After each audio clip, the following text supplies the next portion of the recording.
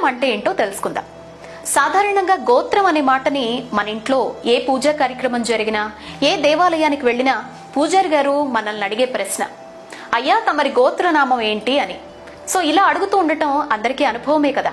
అసలు గుళ్ళో దర్శనానికి, ఇంట్లో చేసుకునే పూజలకి గోత్రం ఎందుకు అడుగుతారు, ఏంటి సంబంధం అని మనందరికి అనిపిస్తూ ఉంటుంది. ఇందులో మన భారతీయ మహర్షులు, మన పూర్వీకులు ఎంతో నిగూఢమైన విజ్ఞాన రహస్యాన్ని, సైన్సుని, గోత్ర విధానాన్ని ఎలా ఏర్పాటు చేశారో గమనిస్తే చాలా ఆశ్చర్యకరమైనటువంటి రహస్యాలు తెలుస్తాయి. మనం పూజలో కూర్చున్న ప్రతిసారి కూడా పూజారి మీ గోత్రం గురించి ఎందుకు అడుగుతారో మీకు తెలుసా అని ఎవరినైనా అడిగితే వాళ్లకు తెలియదు కాబట్టి అది చాదస్తం అని కొంతమంది అంటూ ఉంటారు. మరి రహస్యం తెలుసుకుంటే ఎవరైనా ఈసారి మన మహర్షులకు పాదాభివందనం ఖచ్చితంగా చేసి తీరుతారు. గోత్రం వెనుకున్న శాస్త్రం మరేంటో కాదండి, జీన్ మ్యాపింగ్ అని ఈ మధ్య కాలంలో బాగా ప్రాచుర్యం పొందిన అధునాతన శాస్త్రం. గోత్రం వ్యవస్థ అంటే ఏంటి, మనకి వ్యవస్థ ఎందుకుంది, వివాహాలకు ఇది చాలా ముఖ్యమైనదిగా మనం ఎందుకు భావిస్తున్నాం, కొడుకులకు ఈ గోత్రం ఎందుకు వారసత్వంగా వస్తుంది, మరి కుమార్తెలకు ఎందుకు రావడం లేదు, వివాహం తర్వాత కుమార్తె గోత్రం ఎలా ఎందుకు మారుతుంది, అసలు ఈ తర్కం ఏంటి అనేది ఇప్పుడు మనం తెలుసుకునే ప్రయత్నం చేద్దాం. ఇది మనం అనుసరించే అద్భుతమైన జన్యు శాస్త్రం. మన గోత్ర వ్యవస్థ వెనుక జన్యు శాస్త్రం ఎలా పనిచేస్తోందో ఇప్పుడు మనం తెలుసుకుందాం. గోత్రం అనే పదం 2 సంస్కృత పదాల నుంచి ఏర్పడింది. మొదటి పదం గో అంటే ఆవు, రెండవ పదం త్రాహి అంటే కొట్ట. గోత్రం అంటే గోశాల అని అర్థం. జీవశాస్త్ర పరంగా మానవ శరీరంలో 23 జతల క్రోమోజోములు ఉన్నాయి. వీటిల్లో సెక్స్ క్రోమోజోములు అంటే తండ్రి నుంచి ఒకటి, తల్లి నుంచి ఒకటి అని పిలువబడే ఒక జత ఉంది. ఇది వ్యక్తి యొక్క లింగాన్ని నిర్ణయిస్తూ ఉంటుంది. గర్భధారణ సమయంలో ఫలిత కణం అంటే XX క్రోమోజోమ్స్ అయితే అమ్మాయి అవుతుంది, అదే XY అయితే అబ్బాయి అవుతాడు. XYలో X తల్లి, Y తండ్రి నుంచి తీసుకుంటుంది. ఇక Y ప్రత్యేకమైంది, Xలో కలవదు. కాబట్టి XYలో YXని అణిచివేస్తుంది. అందుకే కొడుకు Y క్రోమోజోమ్లను పొందుతాడు. ఇది మగ వంశం మధ్య మాత్రమే వెళుతుంది.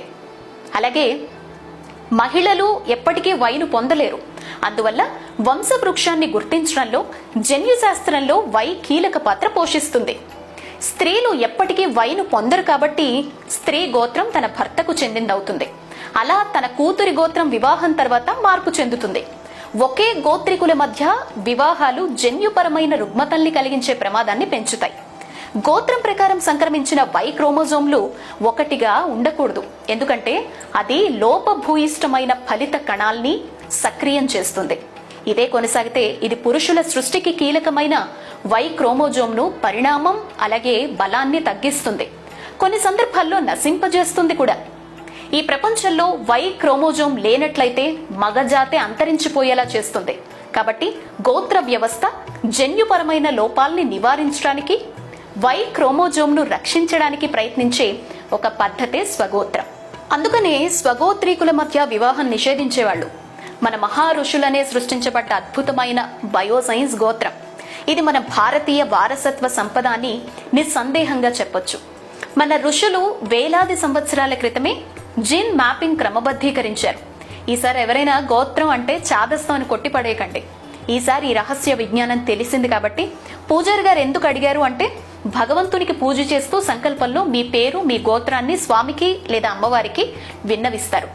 సంకల్పం అంటే మీరు ఏ పేరుతో ఉన్నారు, ఏ గోత్రంతో ఉన్నారు, ఏ దేశంలో ఉన్నారు, ఏ క్షేత్రంలో ఉన్నారు, ఏ అడ్రస్ అంటే మీ చిరునామా గురించి వివరాలు స్వామికి తెలియజెప్పడం అన్నమాట.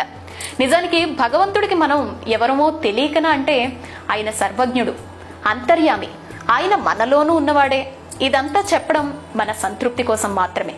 మీరు క్షేమంగా ఆయురారోగ్యాలతో ఉండాలని, మీ వంశాభివృద్ధి చెందాలని, ఎలాంటి భయాలు ఆందోళనలు లేకుండా మీ జీవితం సుఖమయం కావాలని పండితులు ప్రార్థిస్తారు.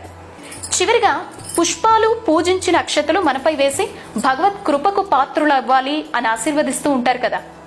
ఇదండి ఈ గోత్రం వెనుకున్నటువంటి రహస్యం. మరో మంచి విషయంతో మళ్ళీ మరొక వీడియోలో కలుద్దామా. నమస్తే.